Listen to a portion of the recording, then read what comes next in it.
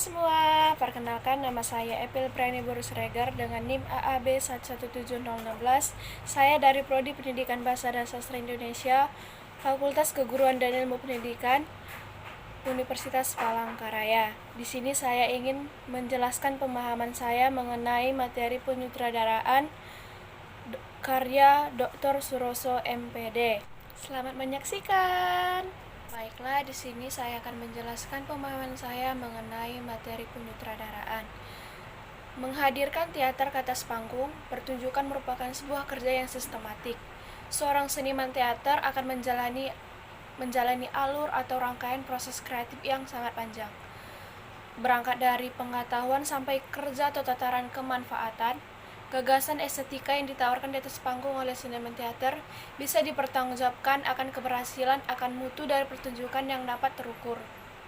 Nah, selain itu, fenomena di Indonesia dikenal adanya teater tradisional, teater modern, dan teater kontemporer. Aristoteles berpendapat bahwa dalam pertunjukan tragedi bertujuan untuk mencapai katarsis atau penyucian diri. Unsur puitik yang digunakan untuk membius perasaan para penonton dengan bahasa yang indah sehingga mampu menimbulkan rasa kagum. Hal lainnya bisa diamati adalah adanya dialog antara paduan suara atau kor dengan aktor yang memerankan tokoh. Dialog ini dihadirkan agar terhapusnya jarak waktu ruang antara penonton dengan. Ada beberapa gaya naskah lainnya dalam teater modern, yaitu gaya realis. Gaya realis adalah naskah yang menggunakan cara pandang bertolak peristiwa keseharian ataupun peristiwa di dunia nyata. Yang kedua adalah gaya surrealis.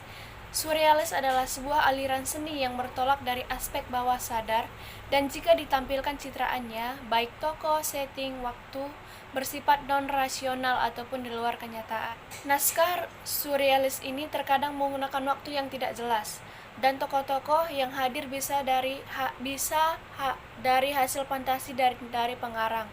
Hukum kenyataan tidak dipakai dalam hukum-hukum surrealis. Oleh sebab itu, terkadang ceritanya tidak rasional ataupun tidak logis. Yang ketiga ada gaya absurd. Gaya absurd ini bisa dipahami dengan sesuatu hal yang tidak jelas. Selanjutnya, kita harus menentukan gaya pertunjukan. Nah, di sini seorang sutradara harus mempunyai pengetahuan dasar tentang beberapa gaya naskah.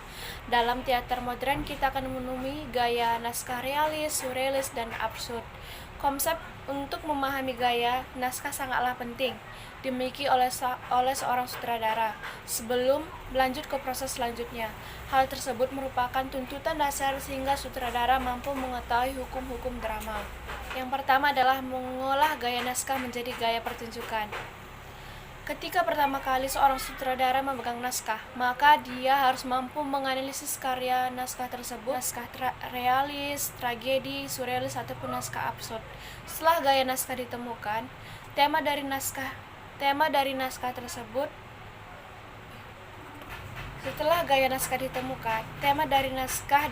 ditemukan dan dianalisis struktur dalam serta analisis naskah secara eksternal telah dilakukan, maka setelah gaya naskah ditemukan, tema dari naskah ditemukan dan dianalisis struktur dalam serta analisis naskah secara eksternal, maka sutradara harus segera menentukan gaya pertunjukan seperti apa yang ingin dia lakukan. Hanya ini video yang dapat saya sampaikan, semoga dapat bermanfaat bagi teman-teman semua. Terima kasih.